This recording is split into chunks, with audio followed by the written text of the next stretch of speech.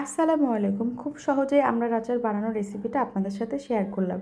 আমি এখানে কিছু আমড়া কেটে ধুয়ে নিয়েছি এবং ১ কাপ সরিষার তেল দিয়ে বানিয়ে ফেলবো।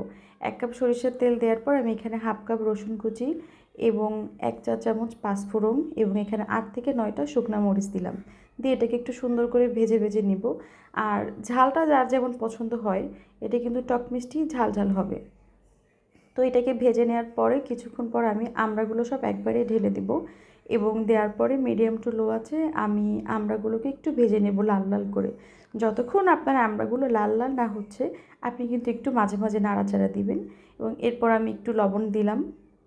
চেষ্টা করবেন আমড়াগুলো ছোট নেয়ার, যদিও আমার আমড়াগুলো একটু বড় হয়ে গিয়েছে। আসলে আচারের জন্য ছোট আমড়াগুলোই মজা হয়।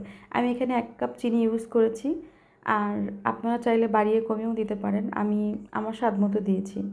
তো এরপর এটাকে আমি আবার সুন্দর করে নাড়বো। এখন কিন্তু জালটা একদম লোতে করে দেবো, কারণ চিনিটা যাতে পুড়ে না যায়। এরপর আমি এখানে একটু হলুদের গুঁড়া আর একটু মরিচের গুঁড়া অ্যাড করছি। তো এরপর আমি আবার নাড়তে থাকবো, অনবরত নাড়তে থাকবো, কিন্তু আমার চুলার আঁচটা কিন্তু একদম লোতে থাকবে। আস্তে আস্তে করে নেড়ে আমি ঢেকে দিলাম। এরপর আমি এখানে জিরার গুঁড়াও অ্যাড করেছি। আর এই ফাঁকে আমি পাঁচফোড়নটাকে একটু ভেজে আবার বেটে নিলাম। এটা কিন্তু লাস্টে দিতে হবে। তো এই দেখেন খুব সুন্দর মাখা মাখা। কেউ একটু ঝোল ঝোল পছন্দ করলে আপনারা একটু সরিষার তেলটা বেশি দিতে পারেন। আমি আসলে মাখা মাখা করে খেতে চেয়েছি, তাই এভাবেই তৈরি করেছি।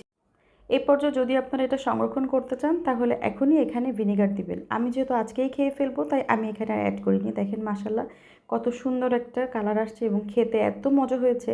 আমি জাস্ট একবারে এটা শেষ করে ফেলেছি। তো যাই হোক, আপনারা এভাবেই ট্রাই করতে পারেন আমড়ার আচার।